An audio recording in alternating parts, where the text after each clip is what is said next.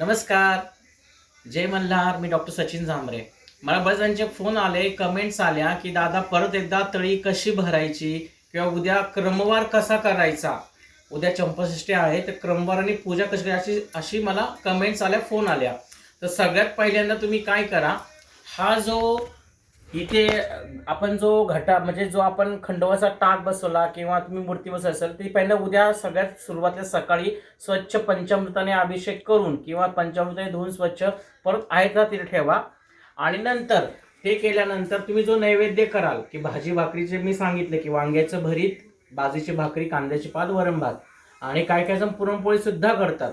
तुम्हाला जसं जमेल तसं वांग्याची भाकरी ते करू शकता. जर पुरणपोळी सुद्धा जमली त्याच्याबरोबर जोडीला तर तीही बनवा. तर तो नैवेद्य दाखवायचा समोर. नैवेद्य दाखवल्यानंतर तळी भरायची, लक्षात ठेवा. आणि तळी भरताना मी सांगितलं एकदम साधी पद्धत. ही अशी खोबऱ्याची वाटी फक्त घेतली तरी चालेल, पूर्ण कलश घेतलाच पाहिजे असं काही नाही. तुम्ही फक्त खोबऱ्याची वाटी ही विड्याची पानं घ्या. विड्याची पानं जरी 2 फक्त असं तरी चालेल. आणि हो, अजून एक सांगायचं, बरेच शंका आली की बाबा आमच्याकडे समजा 5 जण मुलं भेटली नाही, 5 जण नाही भेटले तर हरकत नाही. तुम्ही घरामध्ये एक पुरुष माणूस असेल, अजून एखादा मुलगा असेल, दोघांमध्ये सुद्धा तळी भरू शकता.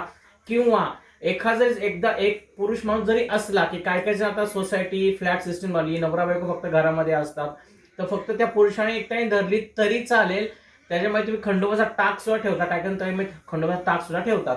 पण शक्यतो मुलांना बोलवा. आपण भारतीय संस्कृती आपली लक्षात ठेवा, आपण हिंदू धर्म आहे. एखादा जर डीजे असेल, मिरवणूक असेल तर आपण धड सगळे जातो तिथे, लहान मुलाचंही जातात. तर ह्या कुळधर्म कुळाच्या आहे, तर सगळ्यांनी कोण जर तळी भरायला बोलवत असेल तर जावा, पाठवा मुलांना. 5 जण तरी तळी भरायला पाहिजे, कारण की ही संस्कृती आपली, हे आपण जतन करायला पाहिजे. त्यामुळे सर्वांनी मुलांना जर बोलवून आलं कुठे तर मुलांना पाठवा. आणि आता तळी कशी भरायची एकदम साधी पद्धत सांगतो. ही अशी खोबऱ्याची भंडाची वाटी भरून घ्यायची. ही घेतल्यानंतर नैवेद्य दाखवायचा. पहिल्यांदा नैवेद्य दाखवल्यानंतर आपण हे घ्या, अशी घोंगडी हंतरा. खाली घोंगडी नसेल खाली तुम्हाला तर तुम्ही चटई सुद्धा हांतरू शकता. एका धृत वस्त्र हंतरा खाली आणि त्याच्यावरती तळी भरायला बसवा आणि असा हात लावायचा आणि सदानंदाचा येळकोट येळकोट येळकोट, जय मल्हार, कडेपठार महाराज की जय, भैरवनाथाचं चांग भले, ऐराजा उधे उधे असं म्हटल्यानंतर 2 विड्याची पानं आहेत, ती 2 विड्याची पानं खाली ठेवायची. खाली थोडासा भंडारा टाकायचा आणि मग हे ताट खाली ठेवायचं. आणि मी सांगितल्याप्रमाणे हा भंडारा तुम्ही जे असतील 5 मुलं असतील किंवा तर त्यांनी हा भंडारा तुमच्या कपाळाला लावा, तुम्हाला लावा आणि इथं खंडोबाची इथं असं व्हा. त्याच्यानंतर ही जी खोबऱ्याची वाटी 2 हाताने मोडायची, त्याचे तुकडे करायचे आणि परत एकदा हात लावायचा. खालचं पान परत तामणामध्ये घ्यायचं. सदानंदाचा येळकोट येळकोट येळकोट, जय मल्हार, कडेपठार महाराज की जय, भैरवनाथाचं चांग भले, ऐराजा उदे उदे असं म्हणायचं. मग तुम्ही नंतर खाली ठेवली तरी चालेल.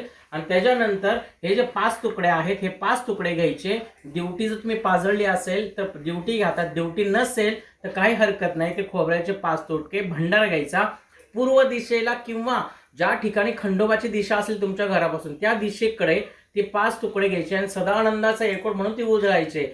आणि समजा रस्त्यावरती येत असतील तर असे ते तुकडे रस्त्यावर पायाखाली येत असतील तर ते उचलून एका साईडला ठेवा. ते कोणी खाईल ते कळलं. नंतर घरी या. घरात आल्यानंतर जी खंडोबाची आरती असते, तुम्हाला जर गोंधळी नाही जमले, वाघ्या नाही आला घरी, तर तुम्ही तुमची खंडोबाची आरती घरच्या घरी करू शकता. आरती केल्यानंतर मग तुम्ही जेवण करायचं. जेवण झाल्यानंतर जो आपण नारळाचा घट बसवलाय तो नारळाचा घट हलवायचा. तो नारळ खाली काढायचा, त्याला दहीभात दाखवायचा, तो नारळ गंगेत विसर्जन करायचा. ज्या 4 खोबऱ्याच्या वाट्या आहेत, ज्या कडेला आपण चौरंगावरती ठेवल्या होत्या, आपण जे घटाच्या इथं घट्याच्या इथं ज्या खोबऱ्याच्या वाट्या ठेवल्या, त्या खोबऱ्याच्या वाट्या तुम्ही सगळ्या काढा.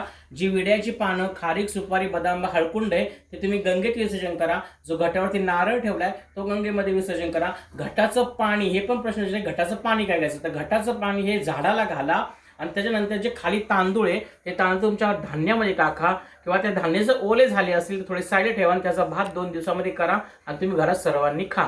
अशा प्रकारे उद्याची चंपाषष्ठी सर्वांनी साजरी करा. लक्षात आलं. पहिल्यांदा खंडोबाचा टाक सकाळी घ्या, त्याला स्वच्छ पंचामृताने अभिषेक करा. अभिषेक केल्यानंतर जर समजा काही काही एक चूक केली की सगळेच देव घाटा बसवले, तर फक्त खंडोबा बसवतो विड्याच्या पानावरती, सगळे देव बसवत नाही. तर सगळ्या देवांची पूजा करा, खंडोबाची पूजा करा. खंडोबा जिथं आहे तिथं परत ठेवून द्या त्या स्थानावरती. त्याच्यानंतर तुम्ही तळी भरा. तळी भंडार केल्यानंतर बाहेर जाऊन 5 खोबरे ओतायचे. त्याच्यानंतर तुम्ही आरती करा. आरती केल्यानंतर सर्वजण जेवायला घ्या. जेवण झाल्यानंतर जो घट आहे तो घट हलवायचा आहे, नारळ काढायचा आहे, नारळ दही भात दाखवून गंगेत सोडायचा आहे. त्याचबरोबर जे खारीक, सुपारी, वडा, हळकुंड, विड्याची पानं ती गंगेत सोडायची. पाणी जे आहे कलशातलं ते झाडाला घालायचं. आणि जे तांदूळ आहे ते तांदूळ तुम्ही धान्यामध्ये टाका तुमच्या. जर ओले झाले असेल तर साईडला ठेवा. तुम्ही त्याचं 2 दिवसामध्ये भात करून खा किंवा खीर करून खा. अजून काही शंका असतील तर फोन करा. साध्या पद्धतीने तुम्हाला मी उद्याची सगळी कसं नैवेद्य दाखवायचं आणि कसं स्टेप बाय स्टेप करायचं अशा प्रकारे तुम्हाला सगळी पद्धत सांगितली. ह्या साध्या पद्धतीने तुम्ही करू शकता. धन्यवाद.